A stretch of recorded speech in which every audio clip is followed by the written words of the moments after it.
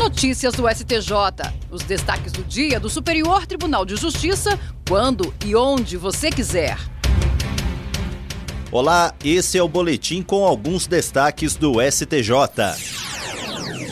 A primeira turma do Superior Tribunal de Justiça decidiu que a suspensão temporária do direito de licitar e contratar, aplicada com base na antiga Lei de Licitações, a 8666 de 1993, impede a empresa sancionada de fazer negócios com toda a administração pública, abrangendo órgãos federais, estaduais e municipais, enquanto durar a penalidade. A decisão resultou na inabilitação da empresa vencedora de um pregão estadual em São Paulo e na declaração de nulidade do contrato para a prestação de serviços de esterilização hospitalar. Para não prejudicar a assistência à saúde, o tribunal autorizou a continuidade do contrato por até 6 meses após o trânsito em julgado. A relatora, ministra Regina Helena Costa, explicou que a jurisprudência consolidou interpretação ampliativa da sanção, vedando que a sua ampliação seja limitada por ato administrativo ou a esfera que a impôs.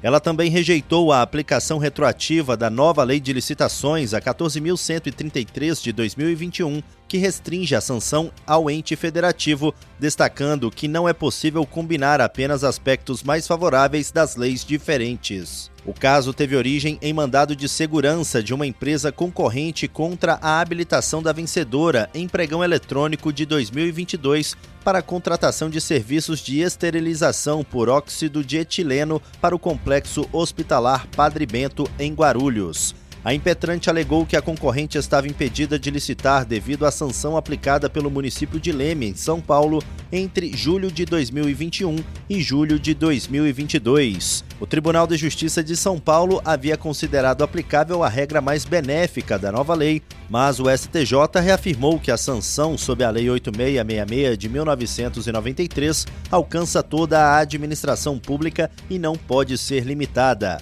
Ao modular os efeitos da nulidade, a primeira turma assegurou que os serviços essenciais de terapia intensiva continuem sendo prestados até que uma nova contratação seja realizada, garantindo o equilíbrio entre a penalidade e a proteção da saúde pública. A primeira sessão do Superior Tribunal de Justiça decidiu que contribuições extraordinárias a entidades fechadas de previdência complementar podem ser deduzidas do imposto de renda da pessoa física. A dedução deve respeitar o limite de 12% dos rendimentos tributáveis. O entendimento tem base na Lei Complementar 109 de 2001 e nas Leis 9.250 de 1995 e 9.532 de 1997.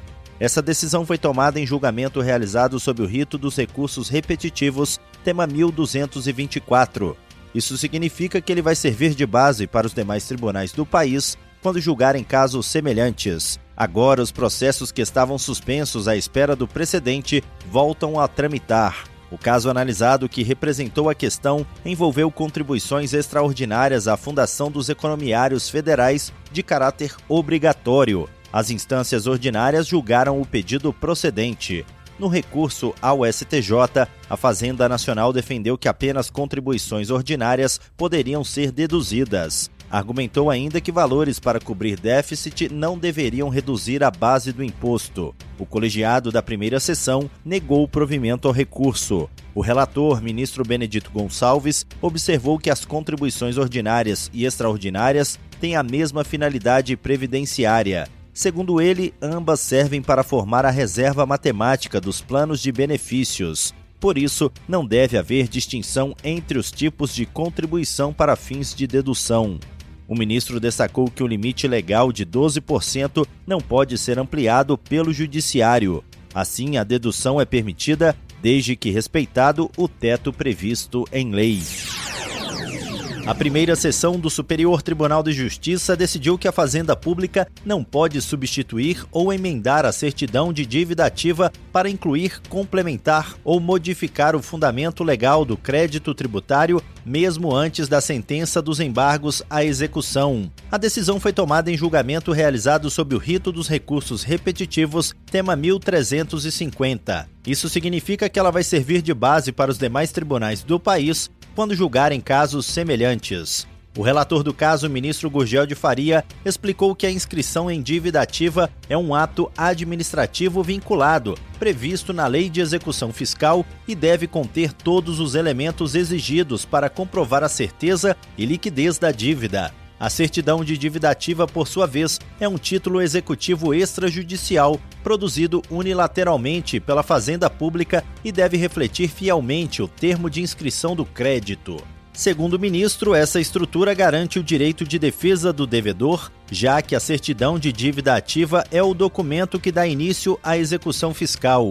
Alterar o conteúdo dela após a emissão poderia comprometer a legalidade e a segurança jurídica do processo. Gurgel de Faria ressaltou que a deficiência na indicação do fundamento legal da dívida não é um simples erro formal passível de correção pela substituição da certidão. O vício atinge a própria inscrição do crédito, exigindo revisão administrativa completa e não apenas a troca do título. Para o relator, a certidão de dívida ativa é o espelho da inscrição do crédito e qualquer falha nessa origem invalida o título executivo.